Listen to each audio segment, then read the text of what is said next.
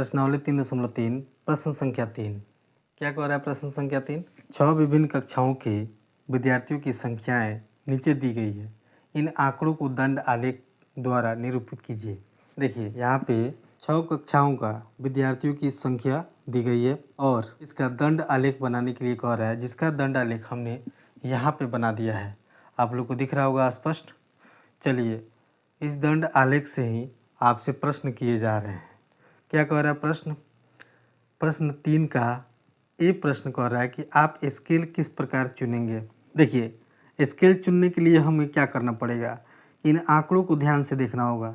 इन आंकड़ों में जिस प्रकार की संख्याएं दी गई होंगी उसी से हम लोग स्केल चुनेंगे और उससे मिलते जुलते ही स्केल को चुनने का प्रयास करेंगे। जैसे देखिए हमने स्केल लिया है 20 का, 0 से 20, 20 से 40, 40 से 60, 60 से 80, 80 से 100, 100 से 120, 120 से 140।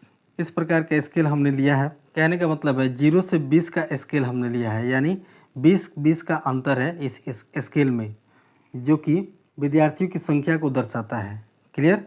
आपसे ये प्रश्न आपसे यही पूछ रहा है कि आप स्केल किस प्रकार चुनेंगे। तो हम लोग स्केल चुनेंगे 0 से 20 के बीच में। क्या चुनेंगे? 0 से 20 के बीच में हमने स्केल चुना है। क्लियर? अब प्रश्न बी पर आते हैं। प्रश्न बी क्या कह रहा है? निम्नलिखित प्रश्नों के उत्तर दीजिए। यानी प्रश्न बी के भी कुछ भाग दिए गए हैं, पहला और दूसरा 2 भाग दिया गया है और दोनों भाग के प्रश्न पूछ रहे हैं। तो दोनों भाग के प्रश्न का हम लोग उत्तर देंगे। चलिए पहले भाग को हम लोग पढ़ते हैं। किस कक्षा में विद्यार्थियों की संख्या अधिकतम है और किस कक्षा में न्यूनतम है? तो देखिए आप इसको हल करने के लिए इस दंड आलेख के पास आएंगे। दंड आलेख में हम लोग देखेंगे जिस दंड आलेख का दंड सबसे बड़ा होगा, दंड आलेख में सबसे बड़ा दंड जो होगा अधिकतम विद्यार्थियों को दर्शाएगा।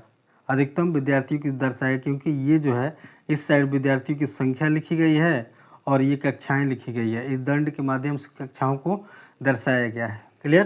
तो देखिए प्रश्न ए में आपसे यही पूछ रहा है कि किस कक्षा में विद्यार्थियों की संख्या अधिकतम है। अधिकतम विद्यार्थियों की संख्या देखिए यहाँ पर 5वीं कक्षा के दंड जो है सबसे बड़ा दिख रहा है, अर्थात 5वीं कक्षा के विद्यार्थियों की संख्या अधिक है।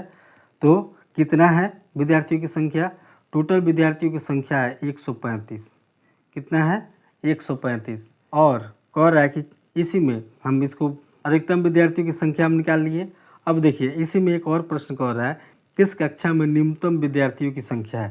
तो न्यूनतम विद्यार्थियों की संख्या हम इन आंकड़ों में देख लेंगे। इन आंकड़ों में देखिए एक आंकड़ा दिया गया है 135, 120, 95, 100, 90, 80। इन 6 आंकड़ों में सबसे कम विद्यार्थियों की संख्या किस में है? तो 10वीं कक्षा में है। तो हम लोग ये 10वीं कक्षा के दंड आलेख को यहाँ पे 10वीं कक्षा के दंड आलेख को हम लोग देखेंगे।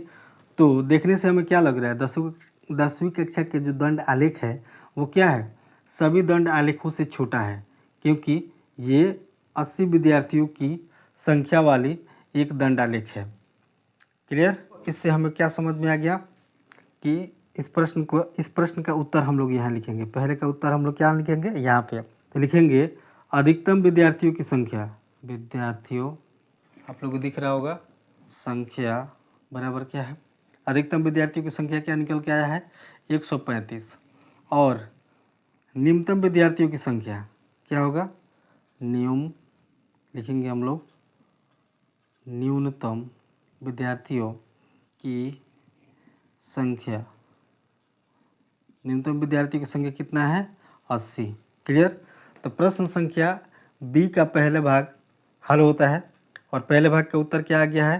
पहले भाग का उत्तर आया 135। अधिकतम विद्यार्थियों की संख्या 135 और न्यूनतम विद्यार्थी की संख्या 80। क्लियर? चलिए अब बी प्रश्न के दूसरे भाग को हम लोग हल करेंगे।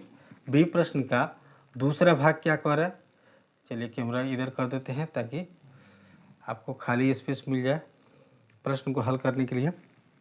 चलिए बी प्रश्न का दूसरा भाग कह रहा है कक्षा 6 के विद्यार्थियों की संख्या का कक्षा 8 के विद्यार्थियों की संख्या से अनुपात ज्ञात कर दीजिए। अनुपात ज्ञात करना क्या होता है?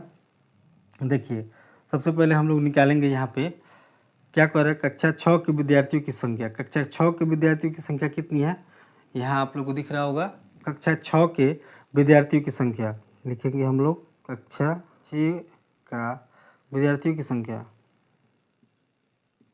विद्यार्थियों की संख्या बराबर कितना है, कक्षा 6 में विद्यार्थियों की संख्या है 120। उसी प्रकार कक्षा 8 के विद्यार्थियों की संख्या, विद्यार्थियों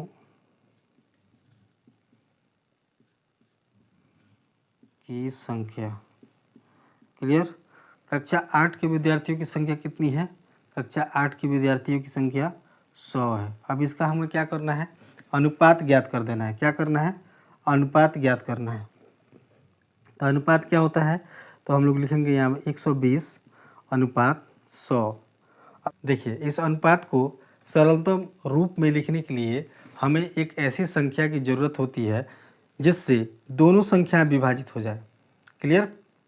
तो देखिए, 20 से इन दोनों संख्या को हम लोग पूर्णतः विभाजित कर सकते हैं। कैसे, 20 से 20 छक 120 और 20 पचे 100। तो इस प्रश्न का उत्तर आ जाएगा 6:5। क्या आ जाएगा, 6:5। क्लियर। तो देखिए, प्रश्न संख्या 3 के ए और बी दोनों प्रश्न के पहला और दूसरा भाग यहाँ हल होता है और इस प्रकार प्रश्न संख्या 3 समाप्त होता है। अब हम लोग चलेंगे प्रश्न संख्या 4 की तरफ। उम्मीद है कि ये प्रश्न आप लोग को ठीक से समझ में आ गया होगा। अगर आपको समझने में किसी प्रकार की कठिनाई हो रही हो तो वीडियो को फिर से एक बार और देखें, और किसी बात को समझने में आपको दिक्कत हो रही हो तो आप कमेंट हमें कर सकते हैं। कमेंट बॉक्स आप लोग के लिए हमेशा के लिए खुला हुआ है। क्लियर।